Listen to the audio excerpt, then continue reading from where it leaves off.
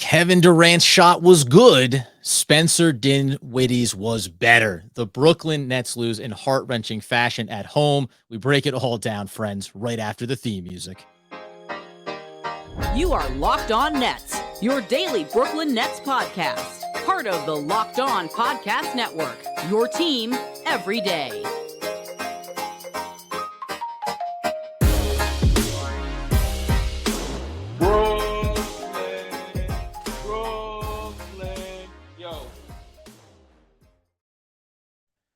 All right, welcome into the Locked On Nets podcast on the Locked On Podcast Network. It's your team, the Brooklyn Nets, every single day. We thank you for making us your first listen of the day, free on all those great platforms. Over there is Doug Norrie, owner-operator of DFSR, for all your daily fantasy sports rankings. He's going to have you covered. I'm Adam Marbrecht, breaking down the New York Football Giants on the One Giant podcast. And Doug, it didn't quite...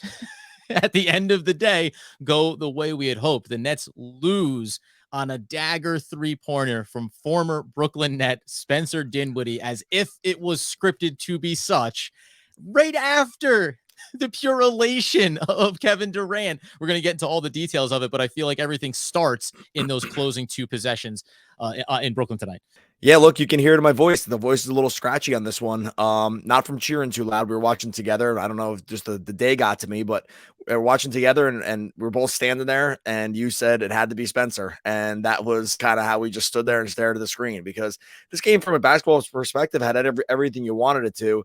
It doesn't give me any good feeling that it was Spencer Dinwiddie that won the game. X-net, like that doesn't mean a single thing to me. Durant nearly pulls the heroics off at the end. We'll talk about the whole game, but they really, in the end, Nets played really well. I thought this came down to the final two possessions, which is what you want most basketball games to do. I thought they did everything right. Both teams kind of did everything right in those moments, and you just kind of have superstars, and then Dinwiddie too, hit big shots, and it just one doesn't come out. It's a brutal loss for the Nets. You want to say they had the game. They were winning with 10 seconds to go, and they couldn't pull it out.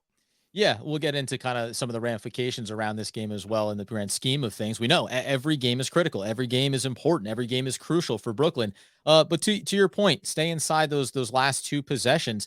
Brooklyn with 10 seconds to go. You're talking about watching it together. You said, I kind of like just staying on this here and getting right into it. A quick shot is what you called for. And literally, you barely finished saying quick shot.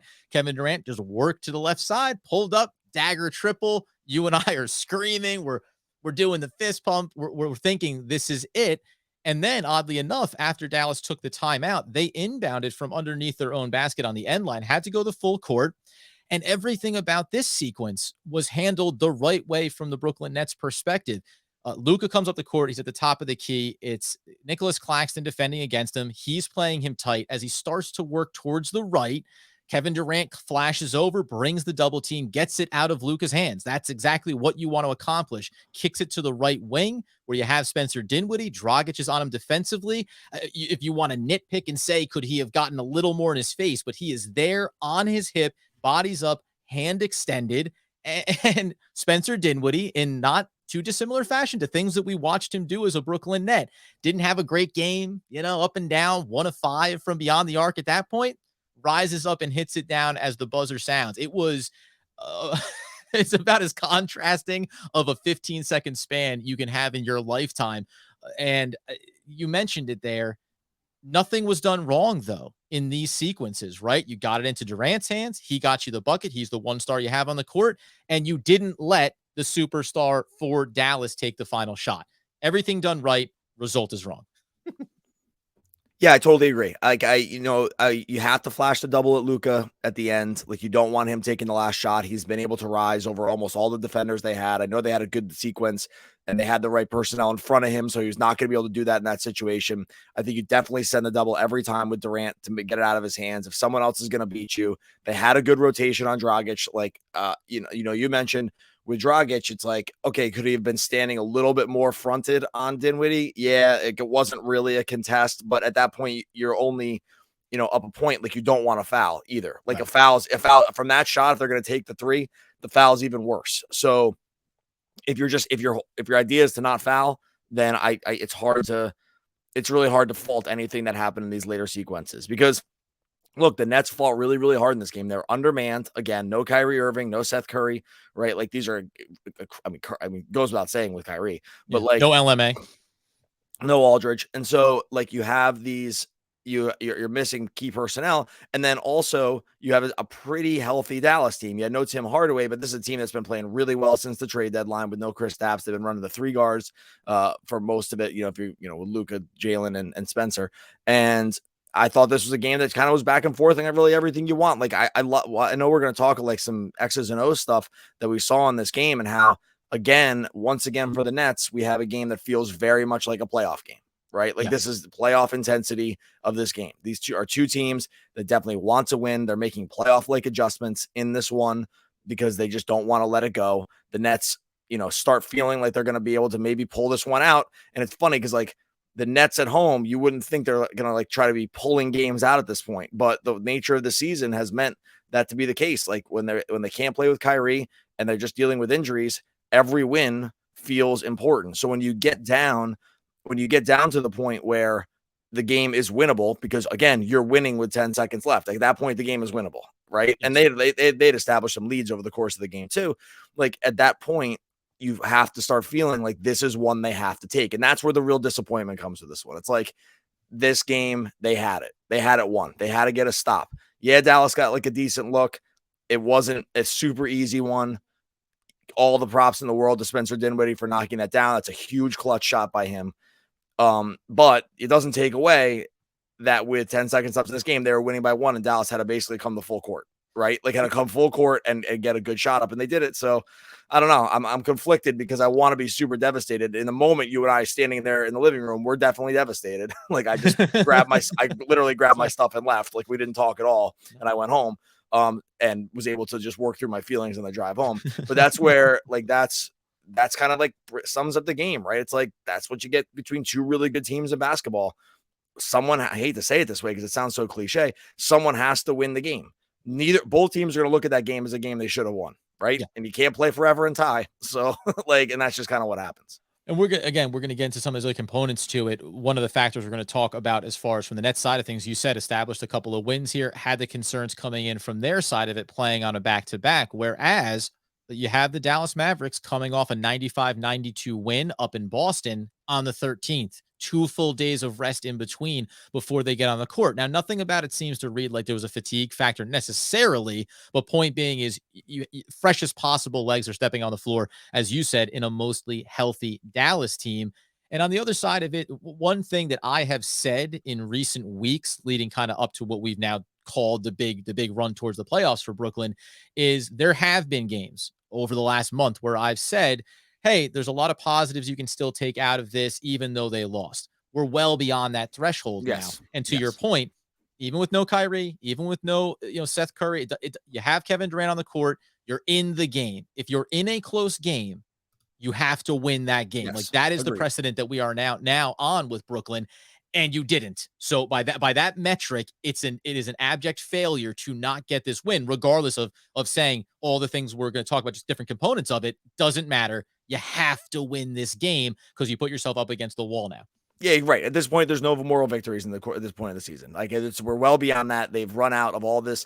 The season's been going on too much, like off the crazy town rails. And so, like at this point, yes, if the game, this is what I meant about like being upset about it, because if the game is winnable, then they have to win. They do not. They have, they have not afforded themselves any like close ones or like you said, any moral victories at this point. Like the time for those has long since passed. And so, and I'm sure they feel this too. Like to win, and it's funny too because like they're at a point where, we'll talk a little bit later, like everything else around the rest of the East kind of broke right for them tonight. Right. Yes. Like, and like even before their game was over, we're watching some of the other games that are going and we're like, oh, it's all breaking right for us. Like this is exactly the setup that we want to have for the Nets. And you can just kind of see, it's like, great. That other stuff is happening with Philly and Cleveland, Atlanta, Charlotte. And now we're going to take this one. We're going to win 5 in a row, back to back. And it just doesn't happen. And so, I'm excited to talk about the other stuff in this game because I think we saw a ton of cool stuff. Yeah. But it's not going to take away from that. This should have been 5 in a row, and it simply just wasn't because they got beat on, something that will probably lead most highlight shows tonight, because that was the kind of like shot that it was by Dinwiddie. Yep, we're going to get into all of the things that led to being in this game in spite of being shorthanded for the Brooklyn Nets. But before we do, got to tell you about AG1 from Athletic Greens. It's something that I'm going to recommend Doug goes ahead and has a scoop of tomorrow morning. I've made it a part of my morning routine. I talk about wanting to be healthier, thinking about eating right, trying to get everything into my body to make sure that I'm feeling good and energizing myself for the day. Inside of AG1, you may be asking, what am I getting? I'll tell you right now, one delicious scoop, and you are absorbing 75 high quality vitamins, minerals, whole food source superfoods, probiotics, and adaptogens to help you start your day right. This special blend of ingredients supports not only your gut health, it also supports your nervous system, it supports your immune system, it gives you energy, recovery, focus, and it even helps you with that nasty, unavoidable thing we call time and age. You got to know that when you use AG1, you're just getting yourself off on the right foot for the day. Could not recommend it any more if you're looking to get healthier and stay healthier. Please check out AG1 from Athletic Greens. You will not regret it.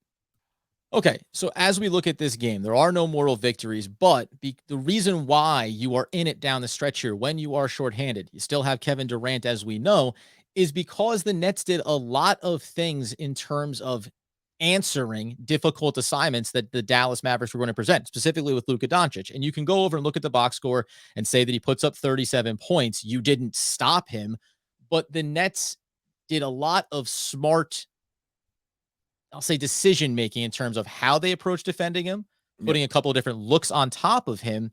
And I want to start with, let's start with what they did defensively and how they tried to stay balanced against a team like Dallas before we kind of take a look back at Kevin Durant and also the start of this game, which did involve a big old tip of the cap to Andre Drummond.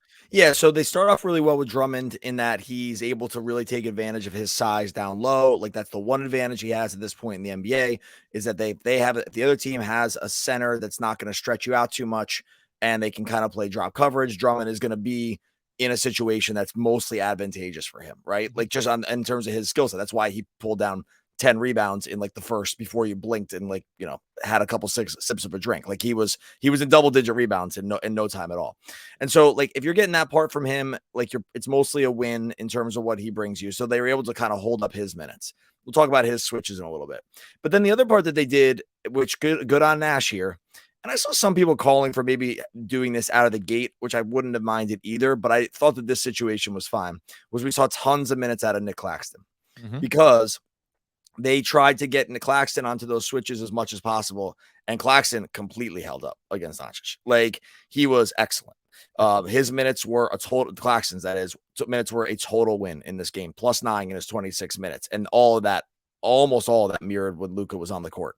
And so we were able to see the switching defense which the Nets really want to employ, like, especially when Claxton's out there, because we already know that their perimeter defense is super weak. Like, when you start Goran Dragic and Patty Mills, like your perimeter defense is already going to be a pretty big problem, both from a size and athleticism standpoint. And they have Bruce Brown there, which helps. But like, the minutes they got from Claxton, which I thought were great, like Nash being like committing to playing him a lot of minutes here, like, was one of the reasons they were able to hold up against Luka, I thought, very, very well. Like, yes, Luka's line in the end looks good. He drops 37 on him. So you're like, oh, how, 37-9-9 in 39 minutes. You're like, oh, how well did they did? I thought they did. They won the Luka minutes. Luka was a -4 in this game. Yeah. I use plus minus when it helps make my point, and don't use it when it doesn't. But but this is a situation. It's like, are you holding up against one of the best players in the game? And the Nets clearly were, right? Yeah. Like, they employed a system that was like, let's get James Johnson out there a little bit. Let's get Nick Claxton a lot out of there a little bit. And we're going to be able to hold up against one of the top 5, top 6 best players in the game. And I thought, again, it doesn't win you any games, but if you're looking at a game from a playoff perspective, like, this was a good playoff-like adjustment that the Nets made. And like, you want to see that from Nash at this point, that he's going to be able to make these calls and make them relatively early. And so I will eventually talk about, how this thing went the other way with Durant, because there was other adjustments coming the other way. But in terms of what the Nets did against Luka, I was basically all for it. And the numbers bear it out. They lost some critical minutes at the beginning of the fourth quarter, which is where it kind of goes sideways. But like in terms of what they tried to do to slow him down, I'm mostly here for it. Yeah, and I think there was a little part of it too, where you mentioned Bruce Brown, like he got put on switches at times against Yes. Luka Doncic, and I'll look inside the box score and say, like we've been singing his praises a lot. He was a +4 in this game. He gave you 17 points, but on those switches, look at Luka's box score where he only went to the line 4 times in this game. So that's another part of winning this. The Nets narrowly got out of the first quarter without committing a single foul. Like that's also how I think you manufacture success against some of the better players in the league when you are at a disadvantage is listen, commit to playing sound defense, try to keep yourself in front of him, try to force the ball out of his hands when you can, and then don't reward him with easy points at the line, right? Earn the shots. If he rises up over top of you, so be it, but don't give him the free buckets at the line. That's something that the Nets also did really well against Luka in this game. Now, you mentioned Kevin Durant in this one and what Dallas did to him. This was, by the way, if not, I don't believe in the proverbial jinx, but when we were sitting there watching the game, and at one point, Kevin Durant was running a 20 and 10 line. Listen, he was only a +2 in this game, 23 points. He gave you 8 of 20 from the field overall, gave you the 10 assists by the end of this one. But it was one of those games where I go, man, if you told me we're at X point of this game and Kevin Durant, without Kyrie Irving, without Seth Curry, without LaMarcus Aldridge, is giving you 20 and 10 in the second half, well into the third quarter at that point. Only that dagger 3 that he hit at the end of the game represented his big points because he made smart basketball decisions. I would go, oh, they're probably getting blown out, which speaks to the team effort that kept you in this one and made it a possibility to win it. Again, only further underscoring the idea of in a game when you very well could have been getting blown out and you were right there having 7 and 10 point advantages in the first and second half and didn't come away with the win compounds the fact that you lost this game. Yeah, Dallas made a commitment very early, something that we've seen other teams mostly do, but some waited too long. Like, we talked about the Knicks waiting too long to do it against Durant. But this was a case where Dallas made a firm commitment to say, every time that it's reasonable, Kevin Durant is going to see 2 bodies at them. And if the Bruce Browns and Patty Mills of the world beat us, then they beat us, right? Like, and sometimes that's a cliched thing to say, let the other guys beat you. But in the reality, you have to say, like, okay, what is actually happening? So what's actually happening with Kevin Durant in this game, nearly every possession that wasn't a cross match or a transition, was that he was seeing multiple bodies. One of them is Dorian Finney-Smith for as much as they could, who's like a huge wing that's very, very good on defense. And then any other available guy that was like within, like Dwight Powell, like a lot of Jalen Brunson, like these were the guys that were flashing toward him. And Durant made like every right decision. Now, that is not surprising. Kevin Durant's a really, really smart player, but in conjunction with him making every right decision, the other guys on the team were also doing the exact things that need to happen. Yes. Like they are getting to the rim with Bruce Brown a lot. Like Bruce Brown was awesome. Okay. Like we've seen, like this was again, another game where we've seen like, oh yeah, Bruce Brown in this kind of thing is a really, really good player. Not like a good role player, a good player. Right. 17, 9 and 5 in this game. And a lot of it came from getting the ball flashing like sort of like foul line extended or foul line and getting the ball into like this, we overuse this term, but like into this short roll where, because look, the math is easy. If there's 2 defenders on one guy, there's someone else open. Like that's just that's how the math works in basketball. And the Nets were really able to take advantage of that as much as possible. And that's why we saw a lower scoring 40-minute game, 23 points from Kevin Durant, and them not getting killed because Durant did not overextend and say, I need to go beat these double teams every time. He went the opposite way. It's like, no, it's time for these other guys to go. And we're going to get Bruce Brown getting to the rim, and then dishing off to like the Claxtons, which he did a few times. They were able to hit a couple big threes. They were able to get even good looks from Patty Mills early that were wide open that he kind of missed. Okay, it's fine. Like it happens. Like they were still very good looks. You take them every time. Like the X's and O point of what the Nets did on offense, knowing exactly what Dallas was going to throw at them, again, was like a very well-constructed and executed game plan. Yep. And that's why we're able to see a game where Kevin Durant looks like in the box score, it was an off game.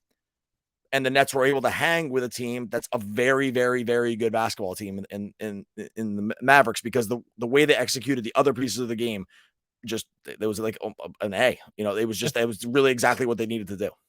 Want to get into I have one more follow-up on Bruce Brown, a question around another player we talked about while we were watching the game together in Patty Mills, and then the picture at large here. We talk about what the Nets are up against here, trying to maybe get out of the playing games, looking at the Toronto Raptors and the Cleveland Cavaliers and what they're doing ahead of them, as well as teams chasing in behind them. Before we do, we're going to tell you, of course, about our friends over at Bet Online. That's because you know the deal. March Madness. It's that time of year again, my friends. And from the latest odds, contests, and player props, BetOnline.net is the #1 source for all your sports betting needs and info. BetOnline remains the best spot for all your sports scores, podcasts, and news this season. And it's not just basketball, my friend. No, it's going to be BetOnline as your continued source for all your sporting wagering information needs, including live betting on your favorite Vegas casino games. Head over to the website today or use that little mobile device to learn more about the trends in action. BetOnline, it's where the game starts. And so, the quick footnote, one more footnote here. I want to talk about Bruce Brown. This isn't a silver lining about this game. It's just, again, I think it bears repeating because you mentioned it's not about being a role player. This is about just being a good player. He now has going back to every game but the second Toronto loss. That marks him down for 14 straight games, minus that 14 out of 15 games where he scored in double digits. And only once out of the last 6 games has he gone for less than 5 assists. The facilitation piece, just to your point about, listen, when they're going to flash double teams at Kevin Durant and you're going to be getting it going towards the basket, yes, you can go and attack. We've seen him be acrobatic in those finishes, but you also need to be able to look to a Nicholas Claxton, to a Drummond, and give someone else an even easier look that guarantees the 2 points, because sometimes Bruce Brown can just listen. He goes up, he goes for it, and you can come up short. So the process by which we've seen his growth over these last 10 to 15 games has been exceptional, basically since the trade, as we said. The question I want to ask you before we get into these razor thin margins for Brooklyn is Patty Mills. I just think it's worth making this statement now, well in advance of the playoffs. He got absolutely destroyed defensively in this game. That's not a new trend for him, but with Seth Curry, with Dragic, with Bruce Brown, Patty Mills, for everything that he's meant to this team during the year, is not going to be a guy that you see beyond the 15-minute mark when it comes to really meaningful basketball, because it's just too much of a liability. Yeah, I think destroyed's probably being a little harsh, but I know what you are getting at. It's Or like just beat that up, I guess, Yeah, even though. it's because he's hunted. He's getting hunted on defense. Like we see this now, and we've seen this a few times, is that like Patty Mills is defensive liability. It's not his fault. He's just really small in stature, and he's meant to sort of be like a specialist at this point. And other teams know that look, they have to play him here because they need the spacing. So I'm not saying they should not play him. Mhm. But what happens when you play him is that I think there were 7 straight possessions where it was Patty Mills. Like Patty Mills as the primary defender, his guy took the shot, and that's like not an accident, right? That was in the first half. It changes a little bit in the second half when Claxton's able to hold up a little better and they're able to kind of get some switches away from that action. But in the first half, it was just very clear that like that is going to be the Dallas operating procedure around on the court. Like there's multiple times where he's up against Luka and he looks like, we talked about, it looks like, kids versus counselors day at camp, right? Like it's, Yeah. he's up to his breastplate because he's just a lot shorter. And when you have these situations, even against guys like Brunson, even against guys like Dinwiddie, who are like very physical and pretty athletic guys and just bigger, they're just bigger guys, all things considered. These are really hard matchups for him to line up in. And so come playoff time, if we're going to use this game as like a playoff proxy, no Ben Simmons, no Kyrie Irving, things look different with certain different personnel. But this is like a good reminder that like this is kind of the thing that's going to happen with Patty Mills, that he's going to have to be like a role player that comes in off the bench, hit some big threes. Like that's exactly what they need from him. But in long stretches, other teams with wings or like ball dominant wing kind of guys, they will go after this rightfully so, go after this every single time. So it's not a knock on him. It's just like, This is the nature of what it is. Like, this is who he is at this point. He's been amazing for the team, but in a playoff-ish kind of game, you're going to see lots and lots of possessions of the other team trying to figure out how to get a ball handler on the Patty Mills, because that is the correct thing to do at that point. Yeah, and every team has their weak spots on the defensive end, Sure. and you take those trade-offs to a certain extent. So as we know, love Patty Mills, just something to keep an eye on over these games that have all had that playoff kind of mentality when the Nets step onto the court. We focus then in just quickly here to get out the door on the playoff picture. We're sitting there, we're watching the game. We're also keeping an eye on the scoreboard. It's one of the few times you'll hear us rooting for the Philadelphia 76ers, who took care of the Cleveland Cavaliers in a very tight game, 118-114. We debated, went back and forth for a few minutes on who do we want to win the game between the Hornets and the Atlanta Hawks. We want it to be Charlotte because we'd be more concerned about Atlanta surging here down the stretch. They do you that favor, 116-106. At the time of this recording, Toronto's just getting underway, essentially against the LA Clippers, so we won't have that information yet. But this is the old check the box everywhere else. Yeah. Now let's check our own box here. On the one hand, it's, man, if you win this game, it feels like you did everything you wanted to do tonight. But at least the other things went right for you, because we are trying to find this world where hopefully to get the trifecta off the court for the Nets would be Toronto wins. We want Toronto to keep pushing towards the 6th seed and get out of our way here. Does that make it even worse, or do you go silver lining that these other things technically went well for the Brooklyn Nets tonight? Well, it's all just part of the same story, right? It's like this is why the win was so important. You'd love for Toronto to push past Cleveland because you don't want to have to go to Toronto. Like if we're rooting for these crazy outcomes and the mandate's not going to change at this point, and we're not going to have Kyrie at home games, then then we'd love to go to Cleveland for that playing game, right? Like that's like just because he can play there, and like that's just a known thing. And so if we're starting to root for these, little bits and bobs of what's going to happen, yeah, like we want Toronto to keep winning. Okay, here's the first thing. We'd love for Toronto and Cleveland to continue to lose. And then just catch them, get out of the and just get out of the playing game. Like that would be the hope. The grand hope would be to not even have to sweat the playing game and get into the 6th seed, which is that was where my mind started dreaming on when KD hit that big 3, because I'm like, oh yes, they're gonna be within 2.5 games of Cleveland. And there's a world where they can start maybe actually making up this difference, and then it all kind of goes away. And because the difference between 6.5, or the 3.5 games and 2.5 games at this point in the season is kind of a lot. Yeah. And so, I think we're in a situation where we just want all these teams to keep losing for sure. But this one, short of that, this night was playing out pretty perfectly with the Cleveland loss and the Atlanta loss to try to knock Atlanta down, just to have it just be a little harder. They're not going to be out of the playing game, but and that's just what makes this whole thing a little brutal. It's one of these things too. It's I cannot believe we're at this part of the season sweating this out. I just can't believe on March 16th, you're going to listen to this on March 17th, that we are not even arguing, that we are discussing the little machinations around the Cavs winning and all this other stuff. And it's not about us getting the 1 seed. It's about getting the freaking 6 seed. I cannot believe we're in this discussion, but here we are. And this is what Nets fans just have to pay attention to for the rest of this run here. Yeah, we're not yelling. It's just a conversation, Doug. We're just talking. We're just two buddies talking here. But you're right. And like you said, Atlanta with 5.5 clear on Washington, probably not going to happen there. But I guess you'll see how it plays out. This isn't a positive spin on this game. The Nets were winning 4 games in a row. Now the difference becomes 2 more home games coming up here. First will be on Friday night against the Portland Trailblazers. Must win, obviously, right? Yeah. And every single second of that game that it doesn't look like the Orlando matchup where you're blowing them out and you're just hanging buckets all over them is going to be another second that you're closer to going, well, geez, get that one. And then we'll be back in and we'll take a look at that Monday game, which is also going to be critical against the Utah Jazz. We said when this one tipped off, hey, whichever way it comes, you assume Portland would be a win, but go 2-1 in these 3 games. That is just the chef's kiss right there. You lose the first one, and now you dial up the pressure.